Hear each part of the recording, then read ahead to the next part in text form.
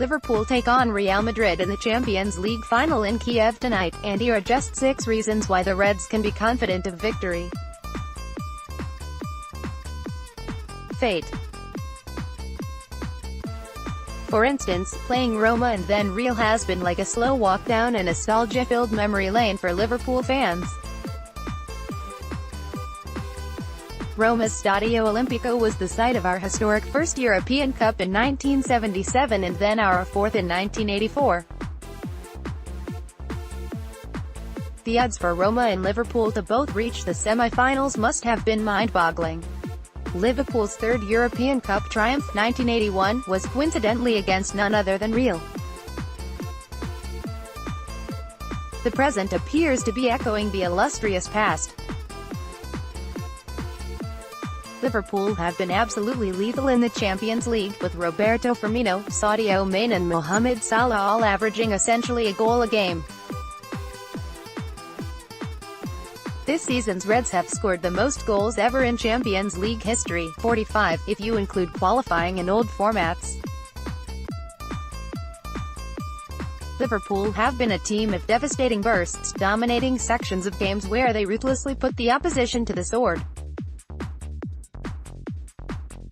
In these moments, the combination of Liverpool's relentless pressing, pace and skill reaches zenith, a technical ecstasy, combining with a wave of emotion which transforms them into an unstoppable force. Porto away, 5-0, Manchester City at home, 3-0, and Roma at home, 5-2, all appeared like helpless spectators as Liverpool entered their flow state. Real have won the last 2 European Cups, and 3 out of the least 4, a formidable record, but let's be honest, they are the old bucks against the young bulls. Many of Madrid's best players are reaching the twilight of their career. Cristiano Ronaldo, 33, Sergio Ramos, 32, Luka Modric, 32, Marcelo, 30, Karim Benzema, 30, are all still fabulous players, but their advancing age does not appear to match up well with Klopp's lung-bursting, heavy metal football.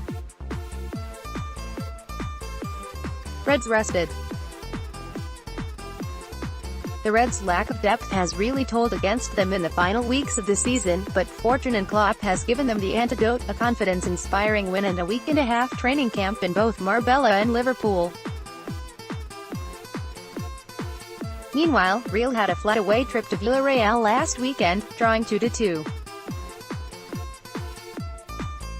Klopp has himself identified that legs will not be an issue in Kyiv. We will not fall over the finish line again. Liverpool supporters: I have no doubt which set of supporters will be louder on Saturday. Liverpool supporters are the one constant across the club's stunning European performances and legacy. Forget the fat ladies singing, the dream is not over until the Kopits say it is.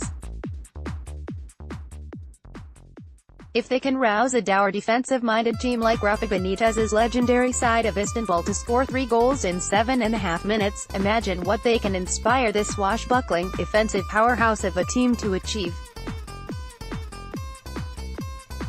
Underdog mentality: Klopp's Liverpool have often inhabited the underdog mentality, sometimes to their own detriment, and frankly largely outgrown it, but against a Madrid team looking to win their 3rd European Cup in a row, and 4th in just 5 years, they are complete underdogs.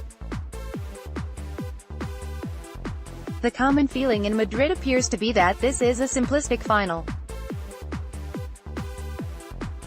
El País reporter Diego Torres believes this is the easiest final they have in front of them. Phil Kitromalides from Real Madrid TV argues that if they were a boxer, they might have a glass chin. If Real believe the late fade-outs in the Roma games are indicative of how the fresh Reds will perform in Kyiv, then more fool them.